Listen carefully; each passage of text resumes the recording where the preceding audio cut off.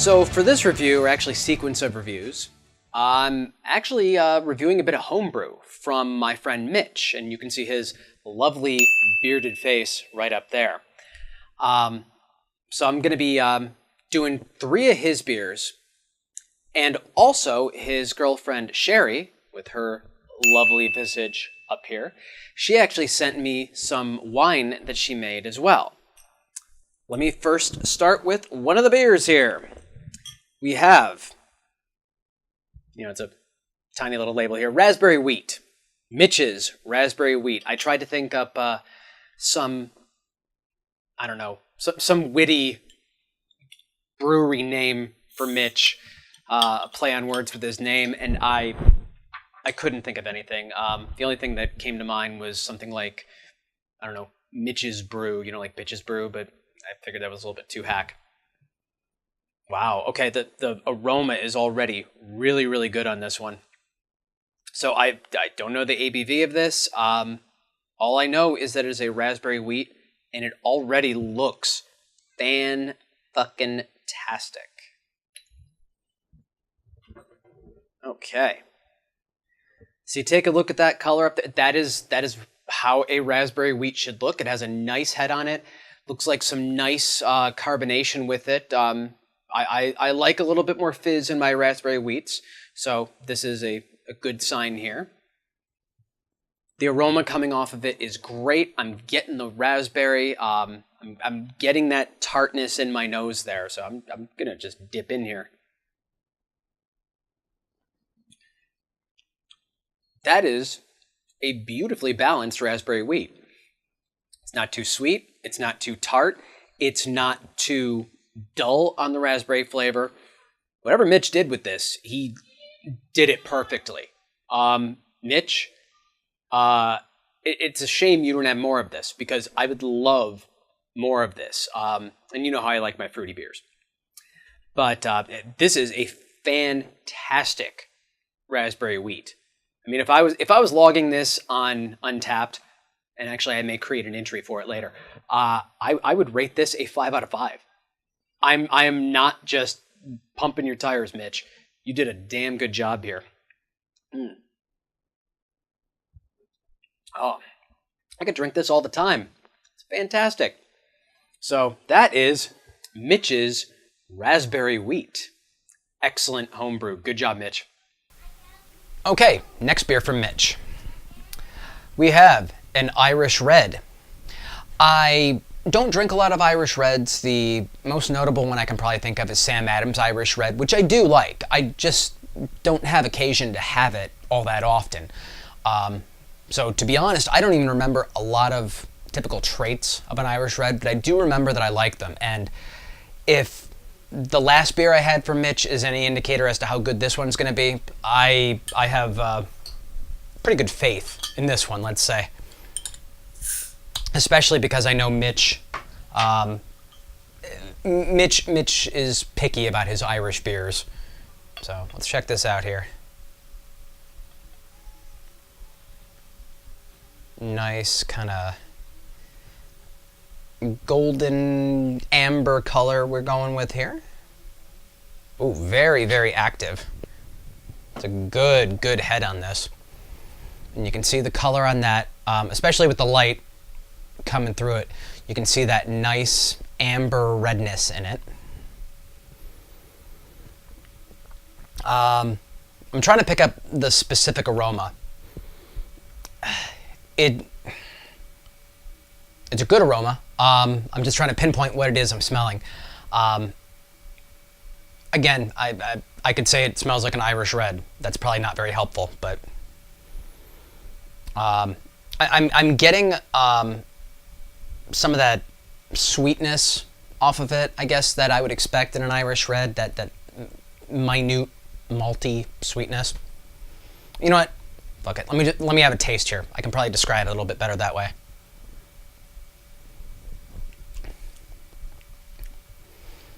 Okay, I'm picking up kind of like some very nutty qualities to it.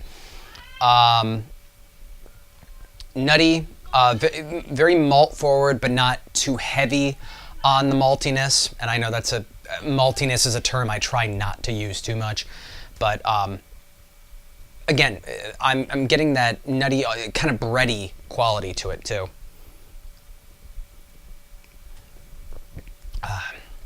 Very nice carbonation, maybe a little high on the carbonation, but that's never really bothered me too much in a beer unless it's foaming out from the bottle. A very nice, kind of light, refreshing taste, as I'd probably expect from an Irish Red. Trying to think of what else I can say here. I mean, it's good. Mitch did a great job with this one again. This is another one from him that I would gladly drink again. And we'll have another drink one more time here.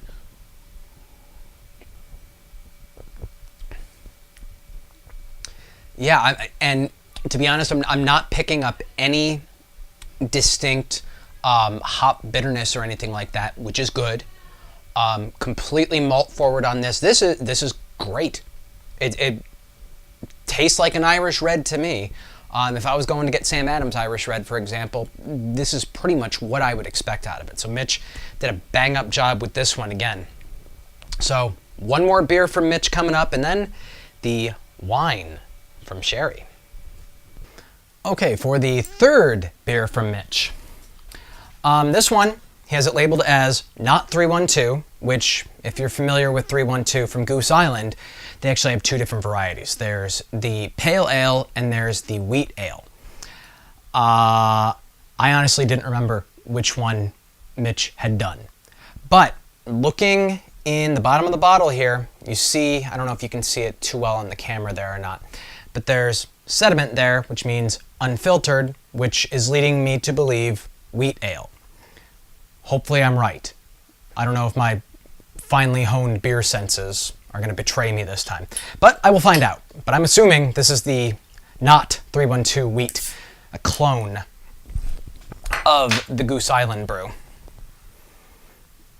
Yeah, taking a whiff of that, I'm pretty sure we have the wheat going here. Because it's got that that more spicy kind of aroma instead of the fruity one that the pale ale has. So you look at that, nice coloration there. Definitely a nice aroma, not too overpowering. Getting that, like I said, spicy kind of aroma off of it.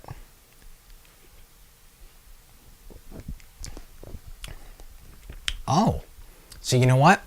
Now I'm not sure. Tasting it, I'm getting more of that bitterness that I would get from a pale ale. So now I'm actually thinking that this is the 312 pale ale variety. I know Mitch will probably chime in the comments on this video at some point to correct me or praise me. No, he's not going to praise me. That's not Mitch's style. But let me have another taste here.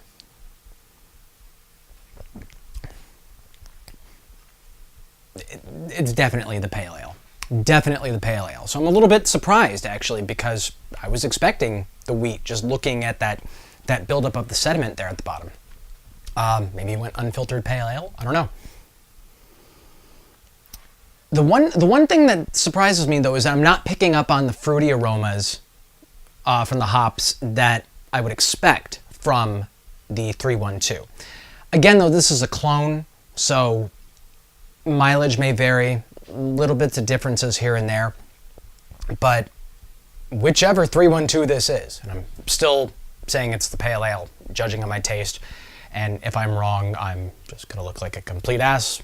Well, I look like a complete ass a lot of the time.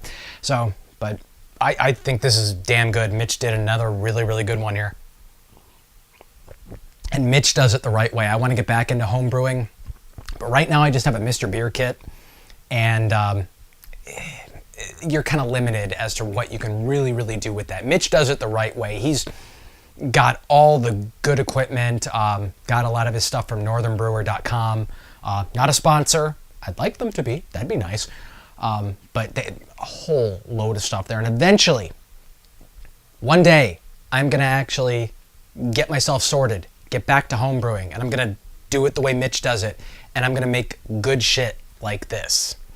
So that is the third and last of Mitch's beers. Next one coming up is going to be that wine from Sherri.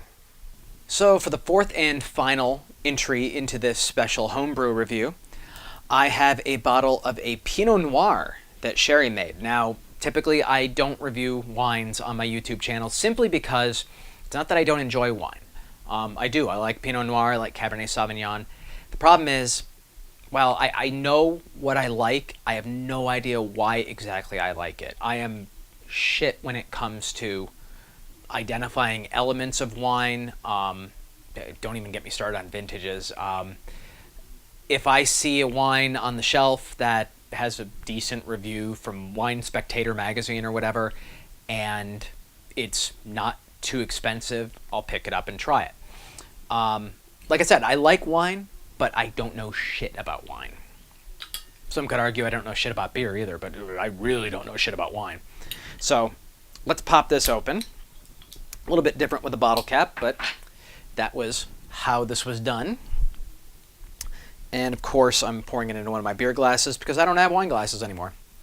So let's take a look at this. Oh, already, that is a nice deep red color. Exactly what I would expect. And you know what? Screw it. I'm drinking the whole 12 ounces of this. I don't care what anybody says.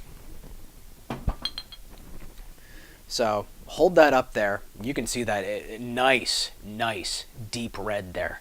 Beautiful. The aroma coming off of it is very mellow. It's not too sharp. Again, I don't know good wine descriptors, so kind of go with me on this. I've had some wines where when it hits your nose, there's almost a sting to it. This one doesn't have that, which is kind of nice. So let's get into tasting this one. That is perfect. There's not too much of that overwhelming alcohol burn that I've had in certain wines. The flavors of this are fantastic. I can't identify the flavors, but it tastes like a Pinot Noir to me, which is obviously what Sherri was going for. I want more of this.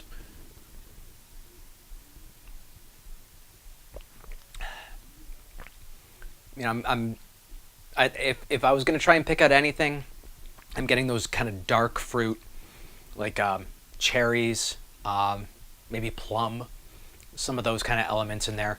But this, damn, Sherri, you did a damn good job. I've had homemade wine before, and more often than not,